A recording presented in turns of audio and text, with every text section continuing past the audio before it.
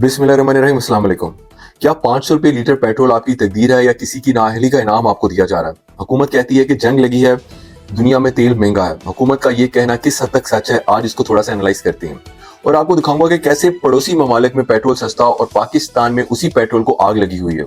और साथ ही चीन के शहर अरुंची में होने वाले उन खुफिया मुज़ाकरात के वो अंदरूनी कहानी एक्सपोज करने की कोशिश करेंगे कि आखिर कब तक हम किसी और की जंग का ढोल अपने गले में लटका कर बजाते रहेंगे। फैक्ट्स यकीनन आपको सरप्राइज करेंगे। दोस्तों, हुकूमत ने पेट्रोल और डीजल की कीमतों में एक बार फिर बड़ा इजाफा कर दिया है। अब पेट्रोल 458 रुपीस पर लीटर और डीजल 520 रुपए फी लीटर का हो गया है। लोगों का कहना है कि अब ट्रांसपोर्ट के किराए बढ़ेंगे, दूध, आटा, दालें, चीनी, जो भी यूजेबल डेली रूटीन की आइटम्स हैं, उनकी कीमतें भी रॉकेट की तरह बढ़ेंगी। एक हकीकत आप जान लें, आलमी मंडी में क्रूड ऑयल की कीमतें इस वक्त भी उस सतह पर नहीं है जो 2022 पे थी, लेकिन पाकिस्तान में आज तेल की कीमतें डबल से भी ज्यादा हो चुकी हैं। क्यों? क्योंकि आपका रुपया कोड़ियों के भाव बिक चुका है। ये हुकूमत की एक क्लियर नाअहली है जिसकी प्रायोरिटीज ही कुछ और है। वो कैसे मार्केट में स्टेबिलिटी लाएगी? हमारे पड़ोसी ममालिक में पेट्रोल की कीमतें मुस्तहकम है क्योंकि उन्होंने लॉन्ग टर्म सस्ते मुआहदे किए हुए हैं। हम क्यों फेल हुए हैं? क्योंकि हमारी तरजीह अवाम को रिलीफ देना नहीं बल्कि IMF के सामने घुटने टेकना है। पेट्रोल की असल कीमत अब भी इतनी नहीं है जितनी आपसे वसूल की जा रही है। क्या आपको मालूम है कि 1 लीटर पेट्रोल पर आप तकरीबन 160 रुपीज सिर्फ टैक्स और लेवी दे रहे हैं? अगर हुकूमत अपनी शाह खर्चियां कम करती, ब्यूरोक्रेसी की मुफ्त बिजली और पेट्रोल बंद करती, अपने शाहाना जो प्रिविलेजेस हैं उनको काबू में करती, तो आपको आज ही 160 रुपीज का रिलीफ मिल सकता था। लेकिन क्योंकि बोझ सिर्फ गरीब पर डालना आसान है, इसलिए गरीब की कमर तोड़ दी गई। मैं एक आम पाकिस्तानी की हैसियत से पूछना चाहता हूं कि जब आलमी मंडी में तेल सस्ता था तब इस हुकूमत ने लॉन्ग टर्म कॉन्ट्रैक्ट्स क्यों नहीं किए? क्यों हम आज भी स्पॉट मार्केट से महंगा तेल खरीद रहे हैं? अपने बड़े साहब बहादुर से मैं पूछना चाहूंगा कि इस नाअहली के जिम्मेदार आप किसको ठहराएंगे? मसनूई तरीके से डॉलर को कंट्रोल करने वालों के हवाले जब फाइनेंस मिनिस्ट्री को किया जाएगा तो फिर डॉलर का बेलगाम होना बनता ही है।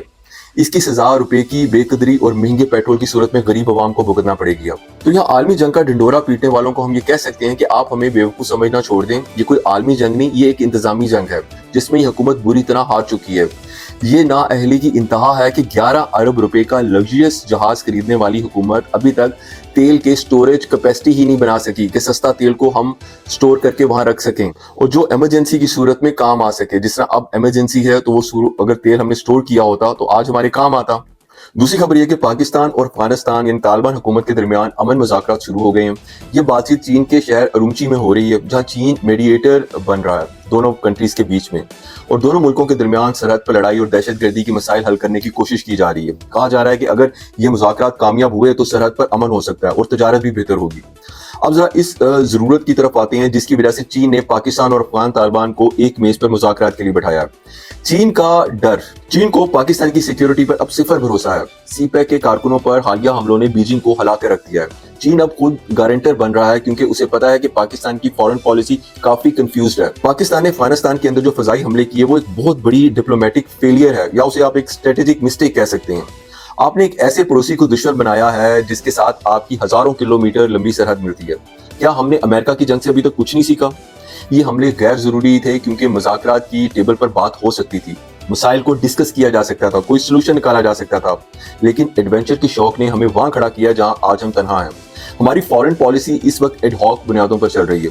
एक तरफ हम तालिबान को भाई कहते हैं, दूसरी तरफ उन पर हमला करते हैं, तीसरी तरफ चीन की भी गोद में जाकर बैठ जाते हैं।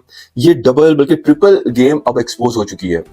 टाइम पर मुज़ाकरात ना करने का नतीजा ये निकला कि आज GDP के हमले बढ़ गए हैं और हम तनहा रहते जा रहे हैं। इससे बढ़कर हमारी सफारती कमजोरी का एतराफ और क्या हो सकता है कि हम अपने पड़ोसी एक मुसलमान मुल्क से खुद बात करने के काबिल भी नहीं रहे और चले हैं मेडिएशन का रोल प्ले करने ईरान, अमेरिका और इजराइल की वॉर में।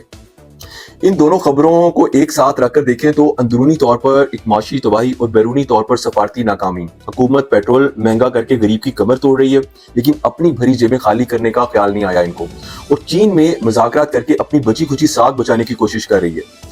क्या आप इस नाअहली को मजीद बर्दाश्त करेंगे? क्या 500 रुपए का पेट्रोल आपकी खामोशी की ही कीमत है? इंशाल्लाह आपसे फिर बात होगी, तब तक के लिए फी अमान अल्लाह।